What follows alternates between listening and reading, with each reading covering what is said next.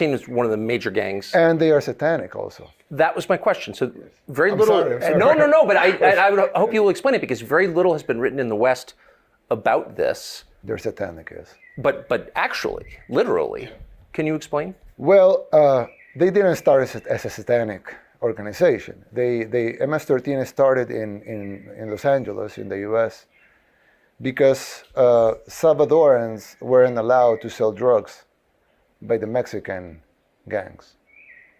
So they created a gang that was called the 18th Street Gang, because they basically wanted to sell drugs in a street that was 18th Street over there. But then division started they started dividing themselves and started infighting. So they created the MS-13. And then MS-13 started outgrowing the other gangs, and they started exporting the organization to other parts of the U.S.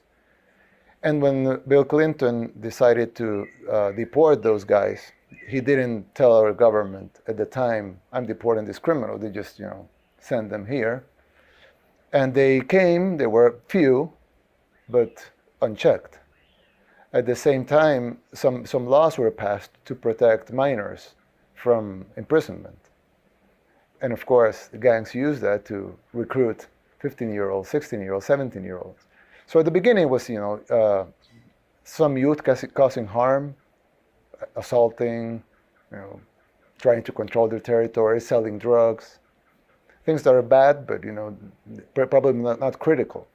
But they grew, and they started controlling territories. A few years later, they were actually a huge international criminal organization that they have bases in Italy, Guatemala, Honduras, El Salvador, the U.S. Basically, a lot of major cities in the U.S. will have strongholds of. Right outside Washington, D.C. Yes, of course. And you have in Long Island and yes. In L.A. It's a huge criminal international organization. So they grew and they started, killing more people just to get territory or to fight against rival gangs or to, collect debts or, money or whatever. But as the organization grew, they became satanic. They started doing satanic rituals. I don't know exactly when that started, but it was well documented. Yes. And in our arrest, we've even found altars and things like that. Yes, I've seen them. And so they became a satanic organization. And even when you, sometimes when you interview gang members that are in prison, they would say, I'm out of the gang. Of course, they're in prison, but they would say, I'm not a member of the gang anymore. And when they asked them why, I remember I remember the news outlet that made it this, but it's a very well-known news outlet that made this interview with a gang member in person. We allowed them to go into prisons and do the interviews. And the guy that they asked him, how many people have you killed? And he said, I don't remember. He didn't remember how many, probably 10, 20, he didn't remember. And then they asked him, and what is your position in the gang? He explained how he went up in positions, but I left the gang. I said, why did you left the gang? And he said, well, because I was used to kill people, but I killed for territory. I killed to collect money. I killed for extortion. But I came to to this house, and they were about to kill a baby. And the killer that had killed tens of people, said, oh, wait, what are we doing? Why are we going to kill that baby? And they told him, because the beast asked for a baby. So we have to give him a baby. So he said that he couldn't resist that. So he left the gang. He's in prison because, he's a killer. But he left the gang because he couldn't tolerate what he was seeing. So human sacrifice was a part. Well, in the United States a couple of weeks ago, or a couple of days ago, I don't remember exactly, I saw the news that they were going to kill a young girl, or they killed a young girl, I don't exactly remember, because it was a satanic ritual. It happened in the U.S. a couple of weeks ago. So that's almost never described in English language press as clearly as you just described it. No, which is weird, right? Well, you sort of wonder why. Yeah. If there's a spiritual component that's driving it, why not just say so? Yes. But I guess my point is you saw it as that.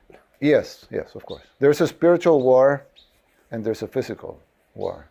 And the physical war could be, that's the unofficial. Yes. That's the unofficial version. The spiritual, if you win the spiritual war, it will reflect into the physical war. So I don't know how to call it, our impressive victory was because we won the spiritual war very, very fast. Well, that leads me, I didn't expect. Because you didn't have competition. I mean, they were satanic. I think that made it easier. In your inaugural, and I was listening on headphones for the translation, so I just want to check this. You said, we have achieved this great victory and made this a safe country, and that's the predicate for everything that follows. And the next thing we're going to do in this term is to work on the economy to make it better. Grow the economy, yeah. And you said, correct me if I'm wrong, you said I have a 3-point plan, and I'm thinking, I wonder what that is. I don't know, start a Federal Reserve Bank? And you said the first point of my plan is seek God's wisdom. Yes. That is what you said. Yeah, I said that, yeah. Why would that be the first point of an economic plan? Why wouldn't it be? Why should it be the first part of the plan? Well, I think it should be. Yeah. But I can't. And most people would think that, right? I've never heard any leader of any country say that. Because they probably forgot to represent the people that elect them, yeah. It's like you ask most of the people that elect the politicians, they say, yeah, that's fine, yeah, I believe that. But then you ask the politician, and he will say, no, that's not. So who is he trying to pandering to? I mean, it doesn't make sense, right? Do you So think it's a common sense thing to seek God's wisdom? Of course. Yeah. It's a prerequisite for wise decision making, I would Yes, say. exactly. So that's the first part of our plan.